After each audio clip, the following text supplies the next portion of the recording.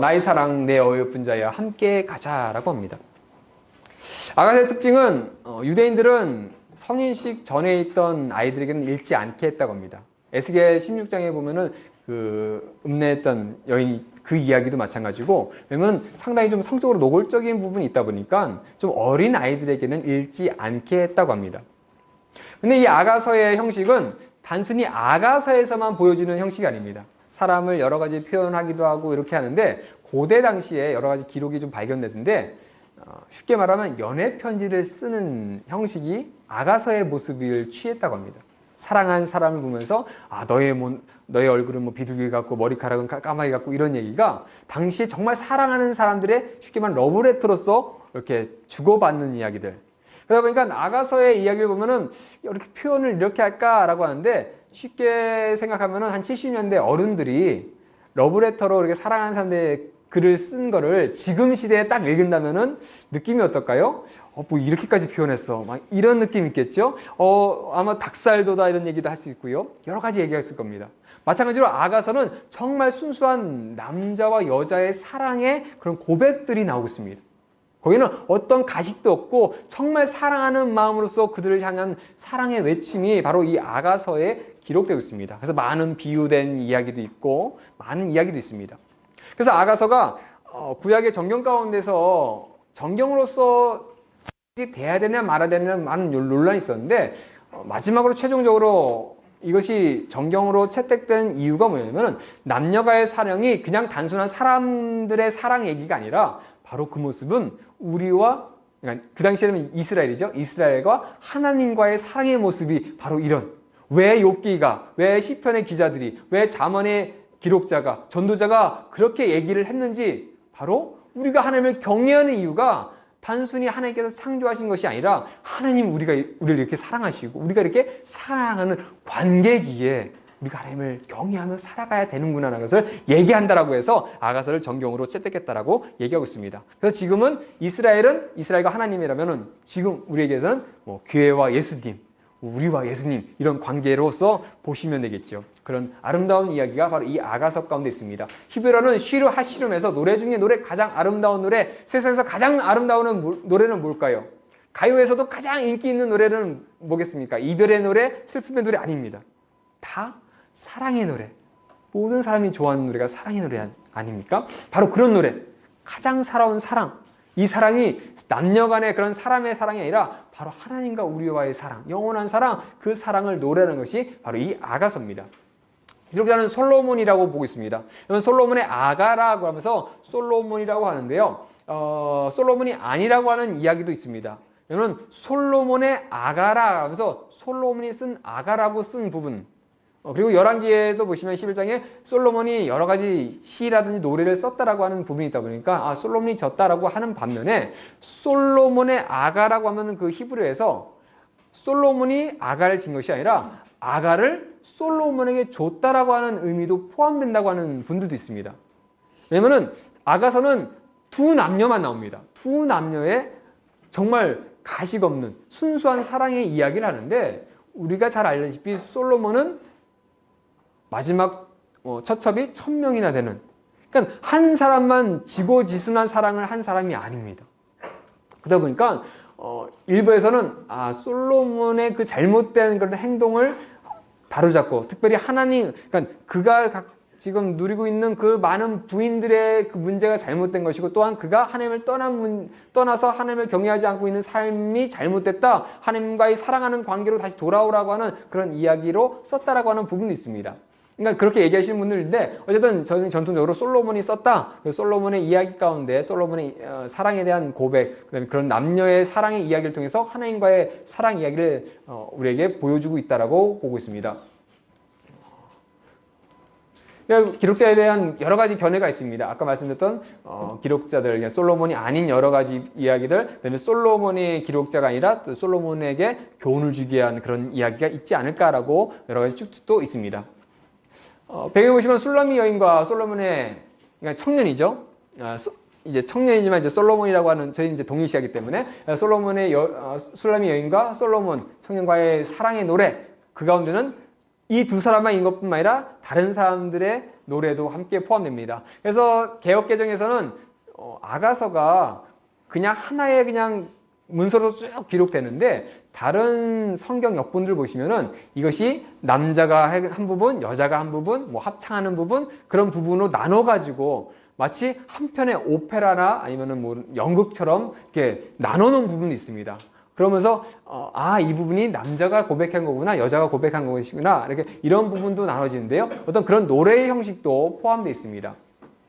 그래서 특별히 술람이 여인과의 사랑하는 그 청년과 솔로몬과의 그 얘기가 있습니다. 그리고 이 결혼 결국 하나님과 이스라엘 백성과의 관계, 또 지금 우리에게는 하나님 예수님과 우리와의 관계, 하나님과 우리와의 관계, 교회와 하나님 예수님과의 관계, 그런 우리와의 관계, 왜 하나님을 우리가 경외해야 되는지, 하나님께서 우리를 사랑하시고 우리가 사랑하는 관계, 이 관계로서 우리가 하나님께서 우리를 사랑해 주셨고 우리가 사랑하기에 경외하며 하나님의 뜻 가운데 살아가야 된다는 것을 얘기하고 있습니다. 그래서 솔로몬의 그 기록 가운데 보면은 솔로몬의 잠언도 쓰고 1505편의 노래와 뭐 여러 가지 지식들, 그래서 특별히 동물과 식물에 대한 많은 해박한 지식이 있다라고 하는데, 아가서 자체가 많은 동물도 나오고 여러 가지 식물에 대한 이야기도 나오다 보니까 그런 지식을 소유한 사람이 누굴까라고 했을 때는 솔로몬이지 않을까. 그래서 완전한 하나님의 사랑이 있는 에덴, 하나님의 나라를 연상시키며 그것을 비유로서 두 남녀의 사랑으로서 기록을 하고 있다라고 보고 있습니다. 기록년들은 BC 주전 10세기경 솔로몬의 시대 때 솔로몬이 많은 그 지혜가 있었던 그 상황 가운데 기록됐다. 그래서 유대 전승에 아까 말씀드렸듯이 아가서를 젊은 시절에 쓰지 않았을까라고 전승도 있기도 합니다.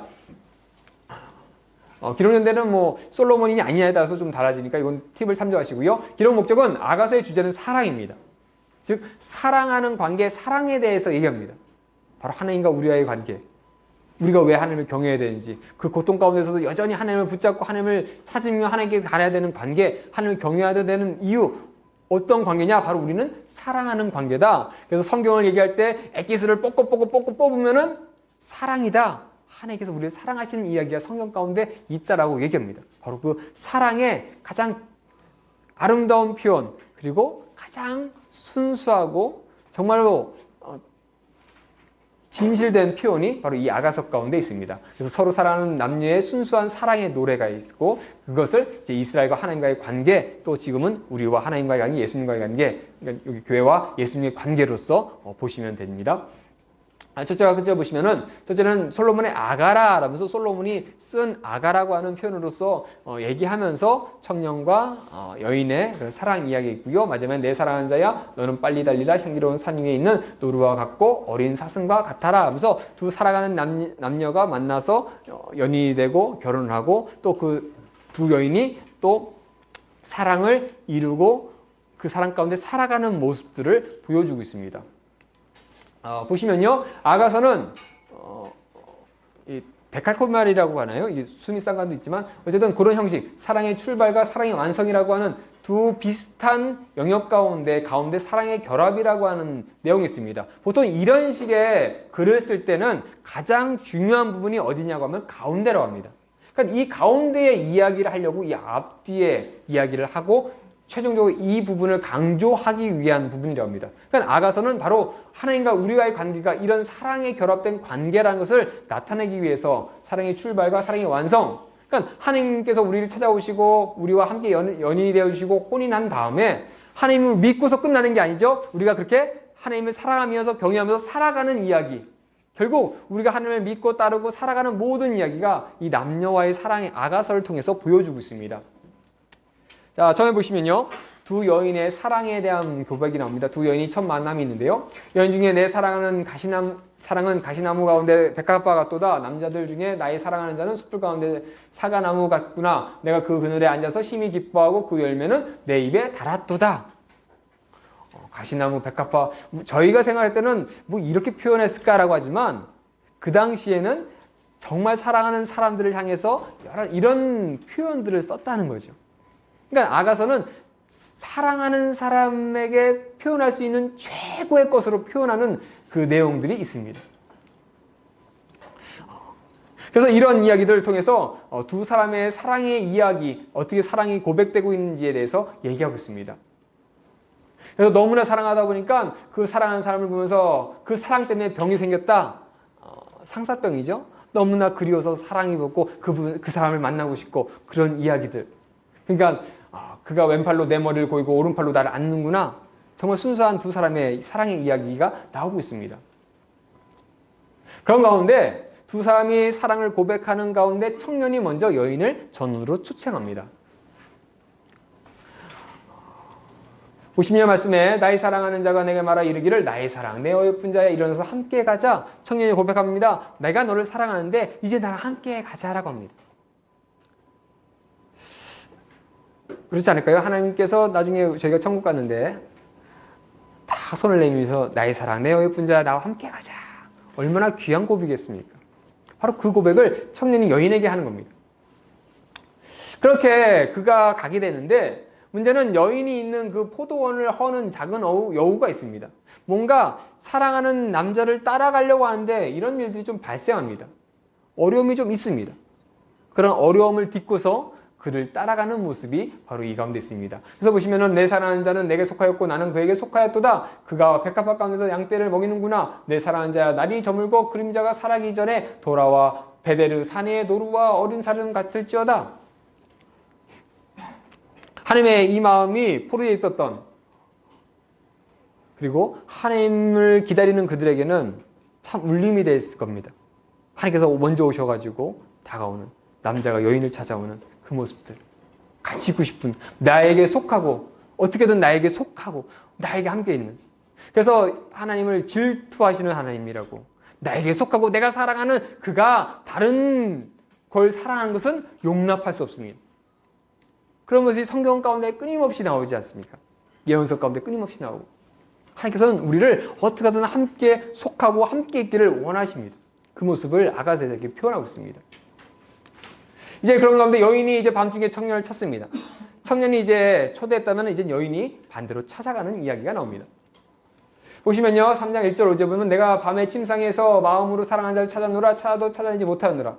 아직 결혼한 사이가 아니기 때문에 같이 있을 수 없죠. 그래서 다른 각각의 집에 있는데 너무나 생각했더니 사랑하는 사람이 그립습니다. 찾아도 없습니다. 도저히 참을 수 없어가지고 일어나서 성 안을 돌아다니며 마음에 사랑하는 자가 거리에서나 큰 길에서나 찾으리라 하고 찾으나 만나지 못하니라. 길거리를 여기저기 다니는데 찾지 못합니다. 지금이야 밖에 나가면은 가로등도 있고 뭐 경찰들도 있고 안전하지만 옛날에는 쉽지 않겠죠. 큰 어려움을 당할 수 있습니다. 뭐 조선시대 때 보쌈이라고 하는 그런 것으로 사람을 대표하기도 하는 그 여러 가지 일처럼 보안이 그렇게 좋지 않은 그 가운데 그걸 압니다. 여인도 그런 걸 아는데도 불구하고 사랑하는 사를 찾고 싶어서 성 안을 돌아다니며 찾습니다. 그러다 때마침 성 안을 순찰하는 자들을 만나게 됩니다. 그래서 무서워서 과연 그 남자가 어딨냐 좀 찾아봐달라 어딨냐 물어봅니다. 그들에게 지나치자마자 마음에 사랑하는 자를 만나서 그를 붙잡고 내 어머니 집으로 나를 잉태한 이의 방으로 가기까지 놓지 아니하였도다. 그렇게 찾아 헤맸는데 드디어 만났습니다. 애타게 찾던 그와 만났습니다. 그리고 그를 놓지 않겠다. 함께 있겠다. 어떻게든 함께 있겠다라고 얘기합니다. 마치 처음 우리가 하나님을 알게 되고 하나님의 말씀을 알게 되고 너무나 좋아서 교회만 있고 싶어요. 기도만 하고 싶어요. 찬양만 하고 싶어요. 예배만 하고 싶어요. 그런 마음처럼 이 여인도 마찬가지입니다. 청년을 만나니 너무나 사랑하는 자 놓고 싶지 않아. 떨어지기 싫어. 어떻게든 붙어 있고 싶어. 그럼 이제 뭘 해야죠? 결혼을 하겠죠. 예, 이제 두 사람이 혼인을 하게 됩니다. 말씀해 보시면은 볼지어다 솔로몬의 가마라 이스라엘 용사 중 60명이 둘러쌌는데 시온의 딸들아 나와서 솔로몬의 왕을 보라. 혼인날 마음이 기쁠 때에 그의 어머니가 쉬운 왕관이 그 머리에 있구나. 솔로몬이 가마를 가지고 용사 60명을 두면서 그 여인과 혼인하기 위해서 왔다라고 이야기하고 있습니다. 두 사람이 이제 혼인하는 얘기를 합니다. 나의 사랑 너는 어여쁘고 아무 흠도 없구나. 사람이 사랑에 콩깍지가 씌우면은 아무것도 안 보인다고 하죠. 흠이 아무것도 없습니다. 완벽합니다. 너무 어여쁩니다. 이제 두 사람이 하나가 됩니다. 내 신부야 너는 레바논에서부터 나와 함께하고 레바논에서부터 나와 함께 가자. 아마나와 스닐과 헤르몬 산의 꼭대기에서 사자굴과 푸름산에서 내려오너라. 내 누이 내 신부야, 내가 내 동산에 들어와서 나의 몰약과 향재료를 거두고 나의 꽃송이와 꿀을 먹고 내 포도주와 내 우유를 마셨으니 나의 친구들아 먹으라, 나의 사랑하는 사람들아 많이 마시라. 어떤 모습 같으시죠? 혼인잔치죠. 서로 먹고 마시며 꿀송이 꿀도 먹고 포도주도 먹고 우유 마시며 고대 당시에는 일주일 정도 이제 잔치를 하니까 일주일 동안 그 혼인잔치를 하며 너무나 행복하며 서로 신부를 부르며 친구들에게 자랑하는 모습이 또 나타나고 있습니다. 그러니까 청년이 여인을 그렇게 사랑하며 그 혼인날 그렇게 기뻐했던 것처럼 어쩌면 성막을 짓고 하나님께서 이스라엘 백성과 처음 한 날 얼마나 기쁘셨겠습니까? 그 마음으로. 그래서 성막의 모습도 보면은 홍색시, 자색, 금붙이 화려하죠. 그것이 단순히 하나님께서 화려한 걸 좋아하고 화려한 거를 금을 좋아해서 그걸 좋아해서 한 것이 아니라 내가 사랑하는 신부된 그들과 함께하는 그 혼인 자리, 함께 만나는 자리가 이렇게 아름답기를 바라시는 거죠. 가장 귀하기를, 그 행복한 그들과 함께하기를. 하나님께서는 그 가운데 늘 함께하고 싶으셨습니다. 그 늘 함께하며 그들과 동행하기를 원하셨는데 결국 그들의 삶은 그것이 아니었습니다. 아시죠? 하나님은 이런 마음이셨습니다. 우리와 처음 만났을 때, 우리가 함께 했을 때 이 마음으로 우리와 만나셨다는 겁니다. 자, 그렇게 혼인이 끝났습니다. 혼인 가운데 이제 살아갑니다. 혼인이 끝나고 두 사람이 살아가는데 이제 콩깍지가 싹 벗겨지니까 사람이 좀 달라집니다. 보시면요, 내 사랑하는 자 어디 갔는가? 라고 하면서 내가 잘지라도 마음에 깨었는데 나의 사랑하는 자 소리가 들리는구나. 문을 두드려 이르기를 나의 누이 나의 사랑 나의 비둘기 나의 완전한 자야 문을 열어다오. 내 머리에는 이슬이 내 머리털에는 밤이슬이 가득하였도다 하는구나. 내가 옷을 벗었으니 어찌 다시 입겠느냐. 내가 발을 씻었으니 어찌 다시 더럽히랴마는.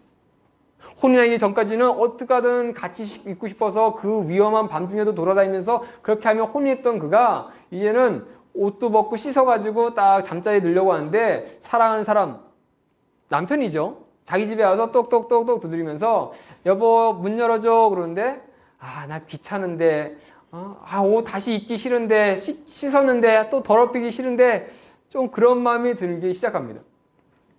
그렇게 계속 열어달라고 하면서 내 사랑하는 자가 문틈으로 손을 들이밀며 내 마음이 움직여서 계속 그러니까 마음이 점점점 맞다 내 사랑하는 사람이 왔는데 문이 열립니다.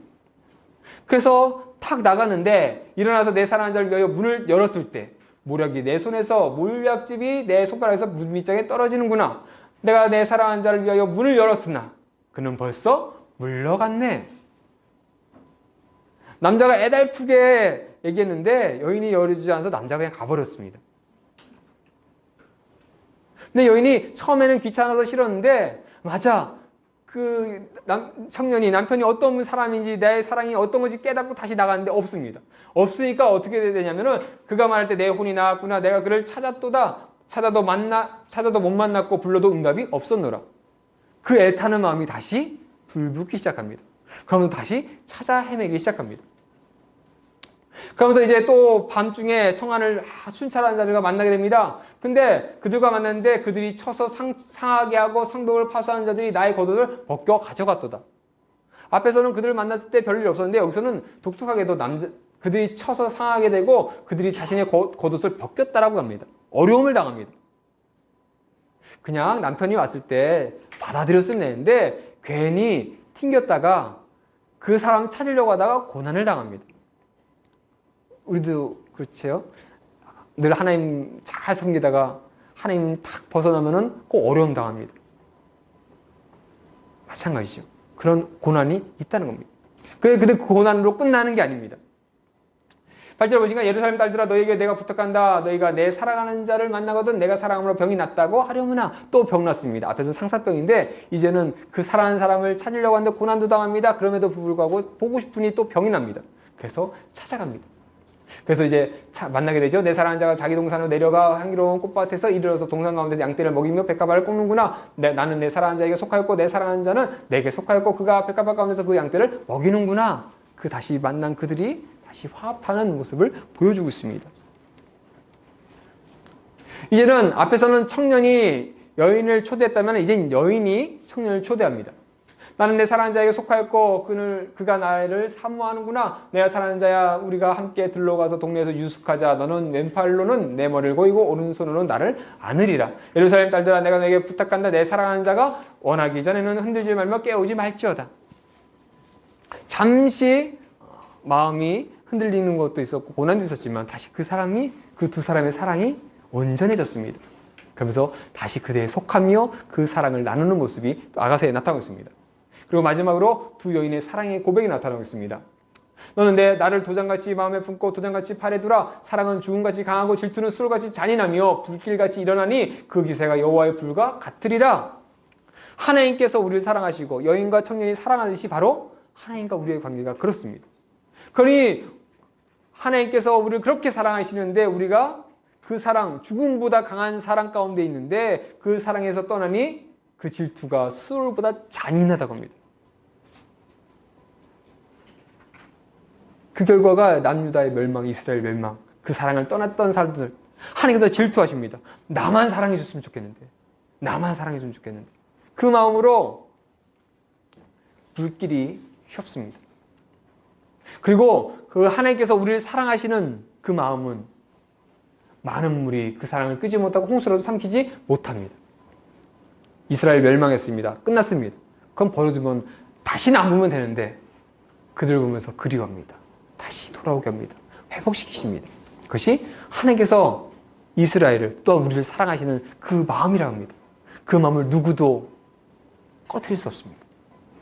하나님께서는 그 마음을 가지고 어떻게 하든 우리가 그 사랑을 알기 위해서 세상 가운데 예수 그리스도를 보내시죠. 그리고 그분께서 그 사랑을 죽기까지 너희를 사랑한다는 모습을, 그 사랑을 증명해 주십니다.